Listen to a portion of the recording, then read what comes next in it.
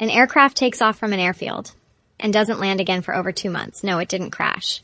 No, it wasn't hijacked. It flew for 64 straight days. Sounds impossible, right? But this isn't fiction. This is the real-life story of Cessna 172, registration N9172B, and its jaw-dropping world record set in 1958 that still stands today. This isn't just a tale of aviation. It's a story of human endurance, innovation, and stubborn determination. Let's unravel the incredible tale of how a small, modest aircraft defied gravity, fatigue, and all odds to land after 64 days in the sky. The story begins in the Nevada desert. Two men, Robert Tim, a former WPU bomber pilot, and John Cook, a skilled airplane mechanic, had a goal. A bold one. They wanted to break the world record for the longest sustained flight without landing. But why? Tim was working for the Hacienda Hotel in Las Vegas.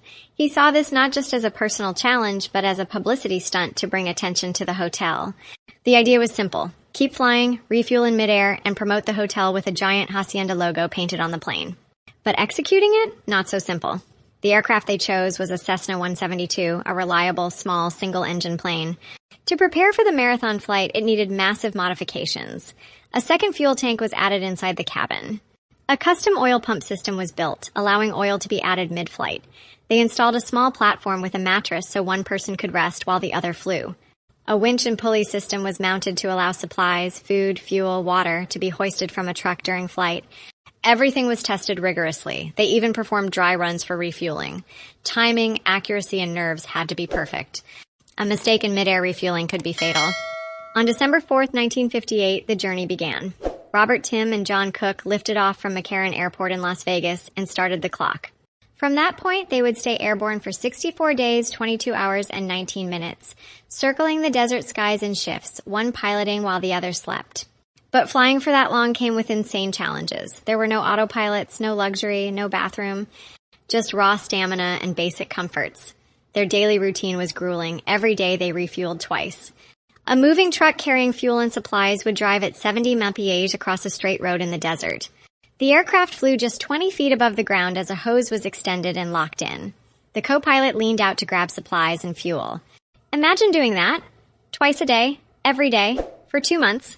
They bathed with sponges, ate simple meals, sandwiches, soup, and canned food. They logged every minute of their journey in notebooks. And the toll on their bodies? Massive. Tim once remarked that it felt like being imprisoned in a flying jail cell. The noise, the vibration, the boredom, the sleeplessness, it was both physical and psychological warfare. By day 30, the plane was already showing signs of wear. The engine sputtered, the oil lines leaked, the radio failed intermittently. But the biggest issue? The autopilot malfunctioned. That meant constant manual flying, day and night. There were moments when the men nearly gave up. One of the fuel truck drivers missed a rendezvous window, leaving them dangerously low on supplies. Another time, they dropped a crate midair and nearly lost vital equipment, but they pushed on. With each passing day, they were closer to the record. On day 50, they broke the previous world record, yet they didn't stop. Why stop now? Cook would later say. We already endured hell, might as well etch our names in stone. By day 64, their plane looked like it had been through a war. Oil stains covered the fuselage. The engine was running rough. They were utterly exhausted. On February 7th, 1959, they finally landed back at McCarran Airport. A crowd was waiting. Reporters, mechanics, and aviation officials were stunned. They had flown nonstop for 64 days, 22 hours, and 19 minutes. They had covered over 150,000 miles, equivalent to 6 times around the world, without touching the ground.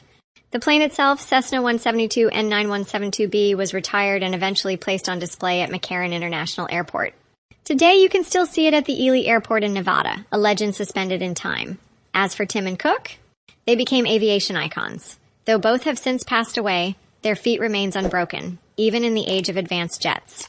And surprisingly, no one has ever tried to break it again. Why? Because the feat wasn't just about aviation. It was about grit, endurance, and raw determination. So, how can a plane fly for 64 days with smart engineering, sheer willpower, and a relentless dream? This isn't just a record, it's a reminder of how far human determination can go. From the quiet Nevada desert, 2 men soared into the skies and wrote history, not in ink, but in the roar of a Cessna engine that refused to stop.